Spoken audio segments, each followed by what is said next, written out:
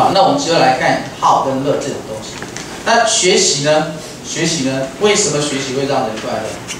因为面对理想。好，学而时习之，不亦说乎？学而时习之，如果只看到时跟习，每天琐碎的反复的动作，当然不快乐。但是你必须心中有一个东西让你去指。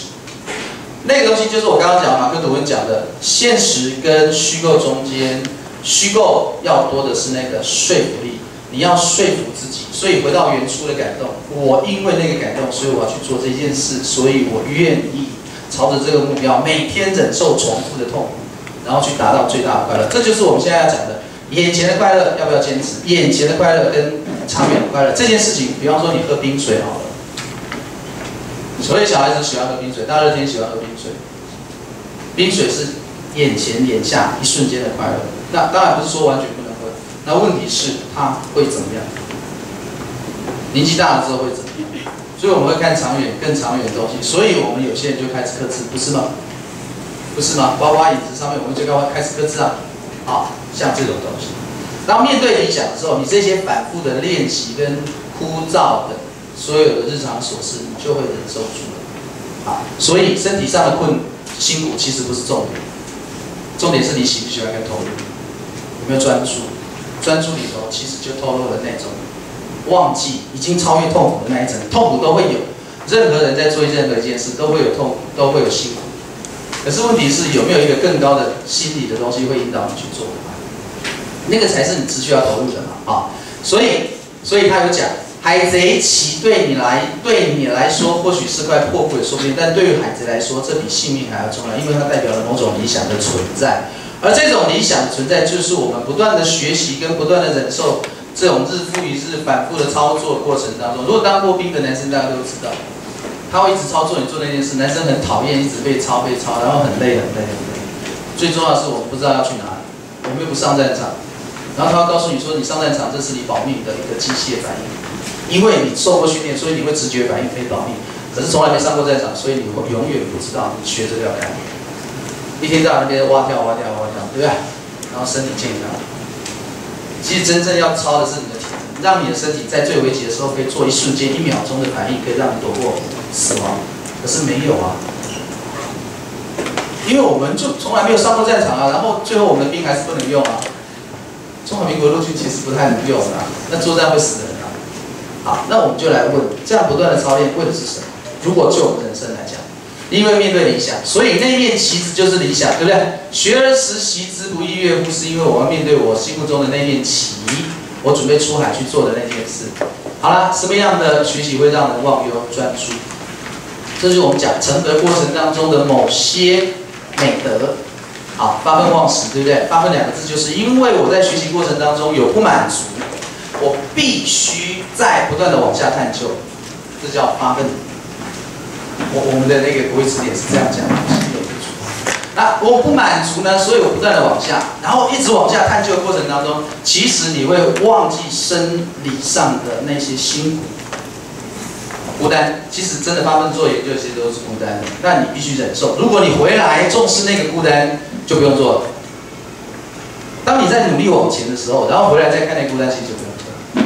因为你必须忘记孤单，因为你必须用你的专注去忘记孤单。所以在这个过程当中，我们会跟孩子讲你的学习。那讲这一段的时候，讲发愤忘食、乐以忘忧，怎么样能够把那个乐以忘忧讲出来？乐为什么会乐？然后把那个专注讲出来，说好来，我们来看鲁夫讲的一段话。我不知道宝藏藏在哪里，也不想知道有没有宝藏。虽然什么都不知道，但大家就这样赌上性命出海的。如果在这里从大叔口中泄露任何事，那我就不当海贼了。我可不想去做经历无聊的冒险。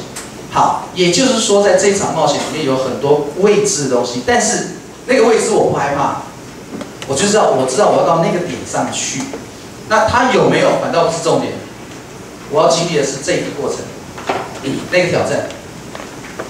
人类学上很重要的一件事叫做回应与挑战，因为所有的回应都会让你的解释模型重新组构，因为你要试图去解释突发的状况，所以你必须把你的解释模型再扩大，甚至可能打破重组。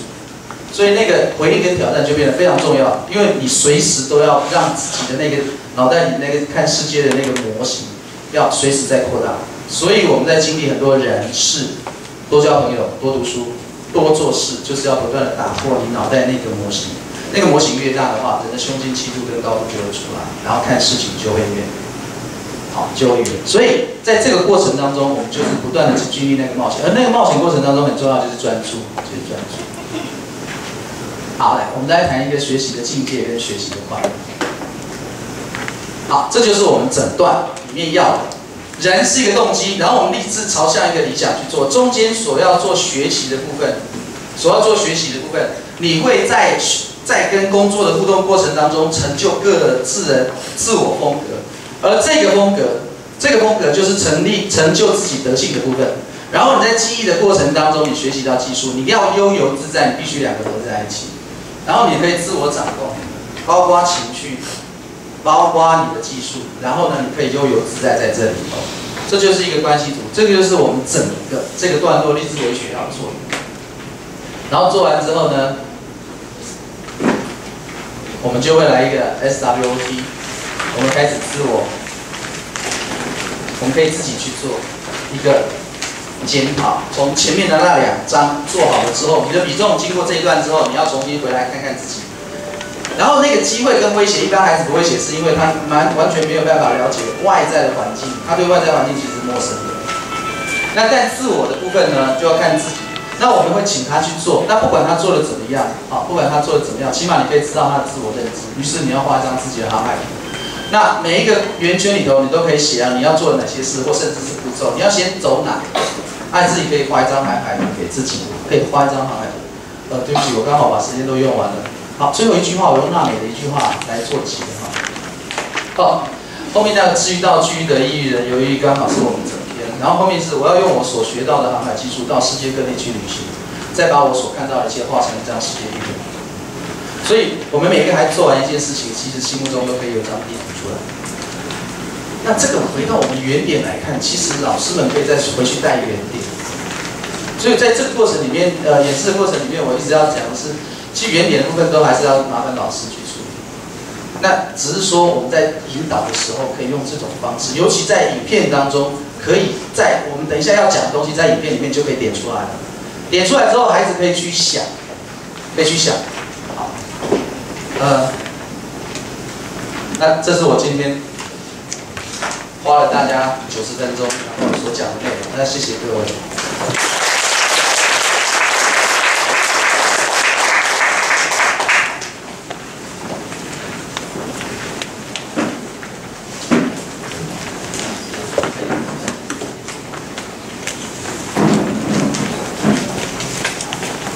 非常感谢黄老师为我们带来这一场演讲从我们新世代耳熟能详的《海贼王》的这个卡通，不过我想可能在座蛮多教育伙伴跟我一样，对《海贼王》是感觉有点陌生不好意思，我是真的有点陌生。